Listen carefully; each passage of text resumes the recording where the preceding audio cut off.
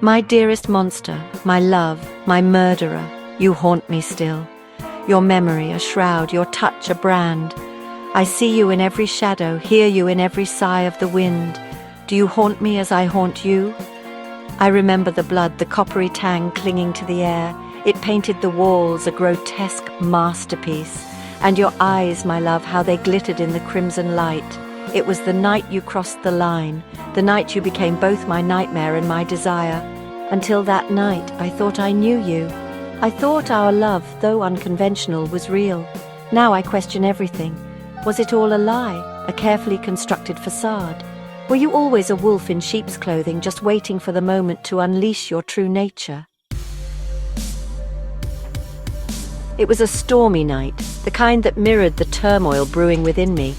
The wind howled like a banshee, rain lashed against the windows. You were late, as always. I paced the apartment, anxiety twisting like a knife in my gut. Then, silence. The storm outside seemed to abate, holding its breath. It was then I heard it, a muffled scream, cut short. It came from the apartment next door, the one where she lived. Her with her innocent eyes and bright, sunny smile. The smile that you, my love, seemed to devour with your gaze.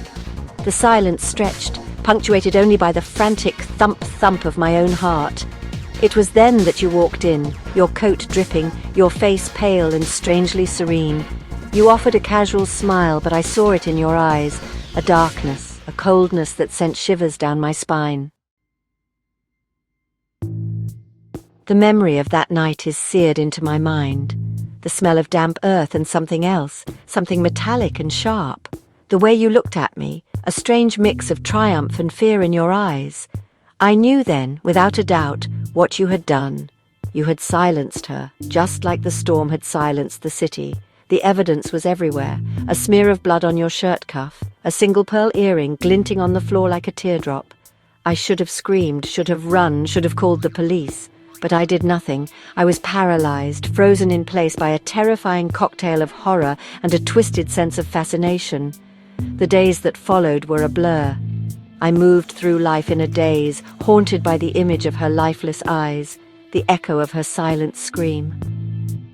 I tried to convince myself it was a nightmare, a figment of my overactive imagination, but deep down, I knew the truth. You, my love, were a monster. The knowledge of your crime became a twisted bond between us. You never confessed, never confirmed my suspicions, but there was a silent understanding in your eyes, a shared secret that both bound us together and pushed us to the brink. I was trapped, caught in the undertow of your darkness. Fear warred with a strange sense of exhilaration.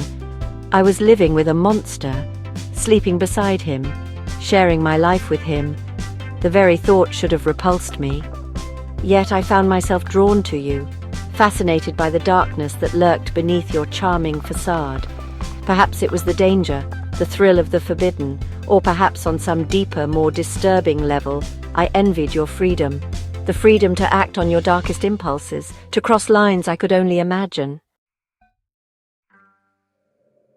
Then came the night you turned your attention to me. I saw the glint in your eyes, the same predatory hunger that had preceded her demise.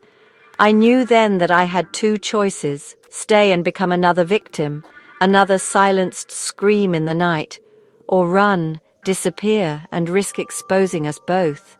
Fear, cold and sharp, cut through me, but it was fear laced with something else, a strange sense of acceptance, of perverse excitement. This was it, the moment of truth. The night I would finally see your true face, the monster unmasked. The air crackles with unspoken tension. Your hand reaches for me, your touch both terrifying and exhilarating. The room spins, the boundaries of my carefully constructed reality blurring. Did I run? Did I stay? The answer, my love, is lost in the shadows, just like us.